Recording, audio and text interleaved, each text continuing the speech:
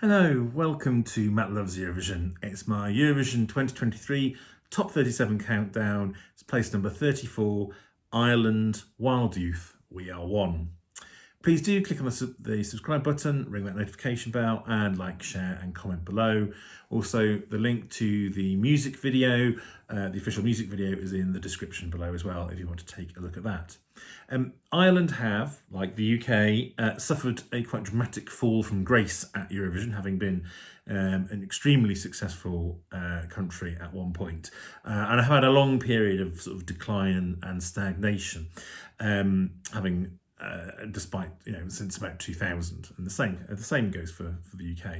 So green shoots have sort of occasionally appeared, only to have been snuffed out fairly swiftly.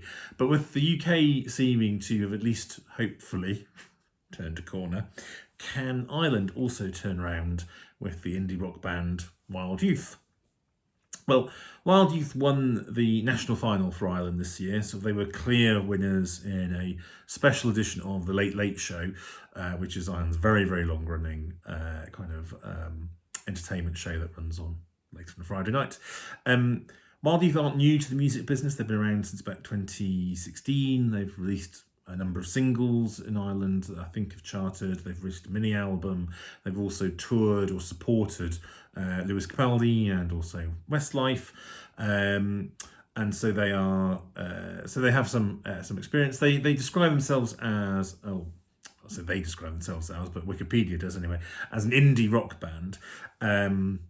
Although the song itself is more indie pop, I think, rather than indie rock. I think it might be slightly different to what they some of their other stuff.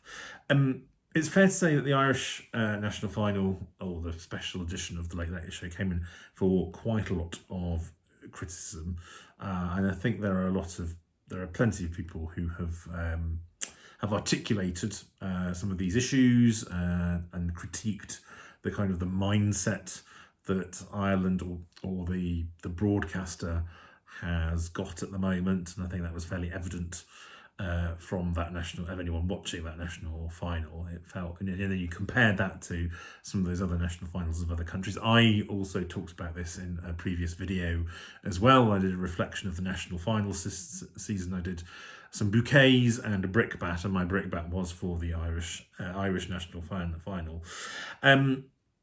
And yes, there's a lot to overcome for Ireland to be successful at Eurovision again. And I'm afraid the general consensus is that We Are One, which is my Wild Youth song, is not the song to mark the Renaissance. And I am inclined to agree on that. As I say, the indie rock band has gone distinctly indie pop. It's very middle of the road, indie-ish pop. And lyrics and kind of music that you can swear that you felt that you've heard before. There is a Swedish writer clanking around in the songwriting credits. He is, and I think you can tell that, he has got a lot of big credits to his name. He's written for Britney Spears, he wrote a lot of stuff for Westlife, but a lot of that stuff was around in the 2000s. He was the co-writer of Ireland's 2017 entry, Dying to Try, which was Brendan Murray or Murphy, I can't remember. But that wasn't a great success either. So I wouldn't say I dislike this. And I know the band are throwing themselves into the pre-party circuit and giving it their all, and certainly don't merit some of the hate, again, that has been directed towards them. But I do think they have an uphill battle to qualify. Ireland have received sort of scant televote points, certainly scant televote points from the group of countries that are voting in this semi-final this time.